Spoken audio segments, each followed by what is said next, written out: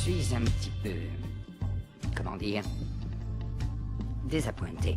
5, Et s'il y a bien une chose 3, que je n'aime pas, 2, c'est être désappointé. 1, Excusez-moi, ça n'arrivera plus jamais. Je sais. décollage. Il y a des moments comme ça où j'ai envie de faire comme Jean-Baptiste Emmanuel Zorg et de tout faire exploser quand je suis désappointée. Eh bien, vous savez quoi? Quand je vois les réactions face au hashtag Balance ton porc et au hashtag MeToo lancés dernièrement sur Twitter, je suis effectivement désappointée. Yeah.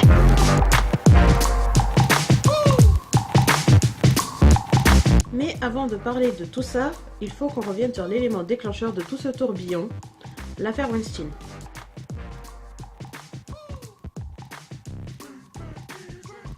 Tout commence le jeudi 5 octobre, le New York Times publie une enquête sur Harvey Weinstein avec une interview de deux actrices, Ashley Judd et Rose McGowan, qui racontent les agressions et le harcèlement qu'elles ont subi. Lorsque l'affaire éclate, Harvey Weinstein regrette et s'excuse. Bah, c'était la culture à l'époque, j'ai grandi là-dedans, etc., etc., bla bla bla bla bla.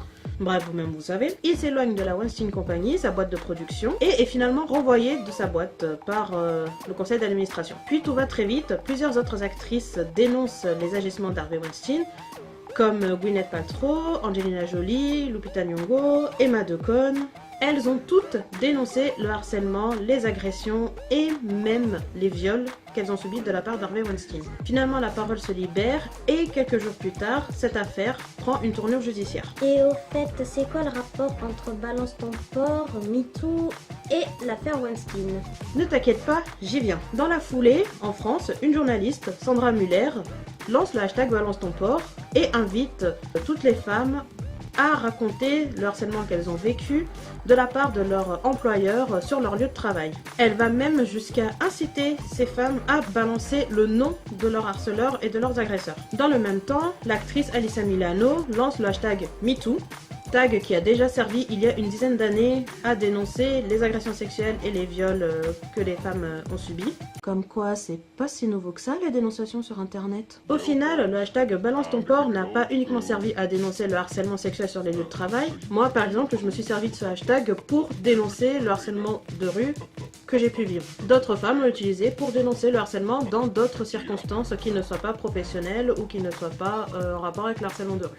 Sur Twitter, en fait, on observe que la parole s'est beaucoup libérée, que beaucoup de femmes se sont emparées du hashtag pour raconter leurs histoires malheureusement bien trop banales de harcèlement, d'agression et de viol. J'ai l'impression que cette fois, ça a eu une plus grande résonance parce qu'on en parle vraiment beaucoup dans les médias, à la télévision, dans les journaux, même entre nous. Et j'ai l'impression qu'il y a une plus grande prise de conscience. Mais ça reste une impression parce que je pense que ça va retomber comme toutes les autres campagnes qu'il y a pu avoir sur le harcèlement de rue ou sur le harcèlement sexuel au travail ou sur les viols, les agressions sexuelles, etc. On en parle beaucoup sur le coup, ça fait le buzz et après ça retombe. Ben, personnellement, j'espère que là, cette fois, ça ne retombera pas et qu'il y aura une véritable prise de conscience et des remises en question. Malheureusement, il y a encore quelques femmes et beaucoup de mecs qui estiment que ce qu'on a raconté sur le hashtag c'est juste pour faire le buzz ou pour rechercher de l'attention, ou encore qu'en réalité on a apprécié ce qui s'est passé mais qu'on n'a pas assumé et qu'on préfère déguiser ça en agression.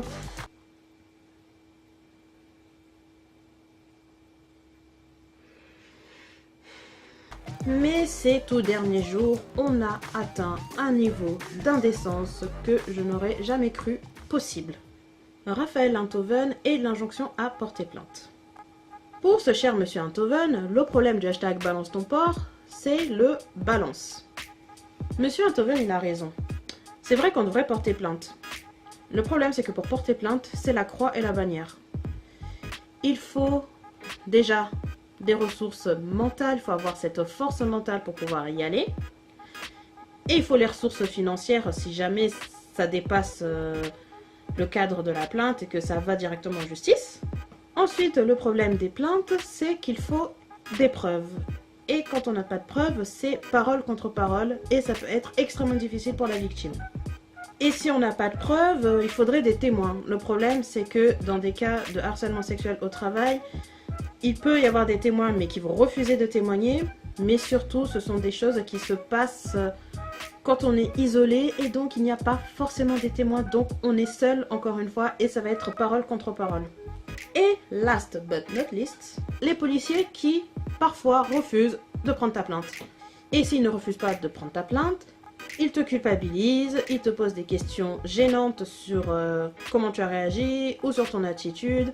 Et d'après les témoignages des victimes qui sont allées à la police, ça a été des expériences assez douloureuses, assez traumatisantes. Il n'y a qu'à voir sur le Tumblr Paye ta police pour voir que finalement ce sont pas des cas isolés, mais que c'est des cas beaucoup plus fréquents que ce que l'on pense. Et la police a énormément de boulot à faire pour changer tout ça.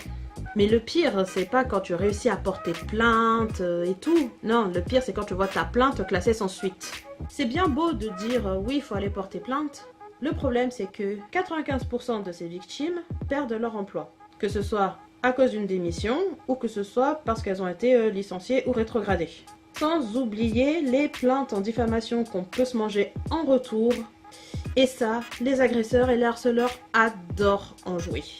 Donc, avec tout ce contexte, allez porter plainte en toute sérénité.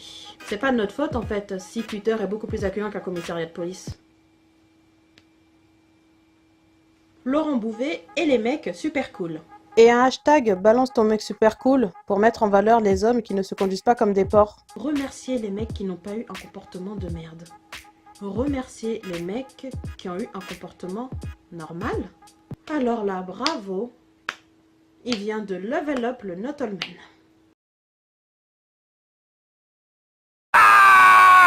Émeric Caron et les pauvres porcs, les animaux je précise, qui n'ont rien demandé. Dommage d'avoir choisi un hashtag spéciste. Il aurait été préférable de choisir balance ton harceleur ou balance ton Weinstein. Mais il est sérieux là? J'ai même pas envie d'en parler, c'est grotesque. Éric Zemmour qui compare le hashtag balance ton porc à un hashtag balance ton juif. Moi, vous savez, dès que je vois une meute, je me méfie. Et là, en plus, c'est vraiment des méthodes étonnantes, quoi, de délation. C'est-à-dire, pendant la guerre, on aurait dit de libérer la parole aussi. Dénonce ton juif, ça aurait été parfait. Alors déjà, de 1, pourquoi est-ce qu'on laisse Gargamel parler de ces sujets-là, en fait? Alors que le mec, il est aussi misogyne que moi, je suis une femme noire. Non, je suis pas du tout misogyne. Ah bah c'est ce que Nolo dit. Non, mais il a tort. Je suis pas du tout misogyne. Si, tu l'es, si. Et de 2, à quel putain de moment dans ton existence tu te dis que comparer des femmes qui dénoncent leurs agresseurs et leurs harceleurs à des personnes qui ont fait de la délation durant l'occupation en France durant la Seconde Guerre mondiale, c'était pertinent.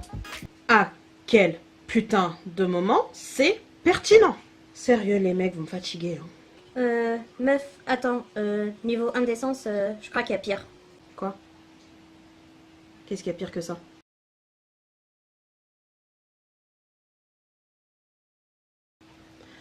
C'est au-dessus de mes fesses.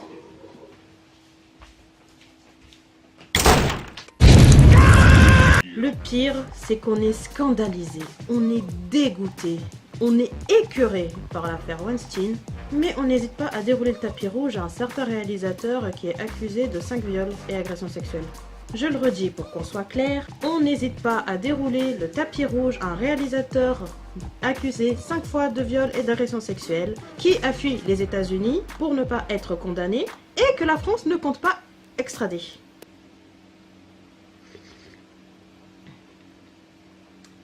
J'avais déjà parlé dans une ancienne vidéo de comment on traitait les femmes qui dénonçaient le cyberharcèlement ou le harcèlement de rue qu'elles subissaient. Et ben, on remet en cause leurs témoignages, on dit qu'elles exagèrent, on dévie la conversation sur tout à fait autre chose, et bien sûr, le traditionnel Not All Men. Et ben vous savez quoi? C'est exactement ce qui s'est passé quand le hashtag balance ton porc a été lancé. Same old shit, different day. Oui, toujours des mots pour remettre en cause, remettre en question la parole des victimes, mais alors l'empathie... On a déjà remis en cause 2 fois mes témoignages parce que je suis noire et parce que je suis grosse. Ben ouais, pourquoi est-ce qu'un mec fétichiste des noirs me suivrait de Saint-Lazare jusqu'à Parmentier en me disant tout ce qu'il a pu faire avec sa copine noire et tout ce qu'il me ferait au lit? Ouais, pourquoi en fait? Encore une fois, on parle de harcèlement sexuel subi par les femmes, et encore une fois, plein de réactions négatives. Les Naughton Men, le mansplaining sur ce qu'on aurait dû faire ou pas, les comparaisons cheloues et le manque d'empathie, c'est un énorme manque de respect envers les victimes. Va peut-être falloir un moment se canaliser un petit peu. Asseyez-vous, taisez-vous et écoutez nos témoignages parce que ce n'est pas de gaieté de cœur qu'on raconte tout ça.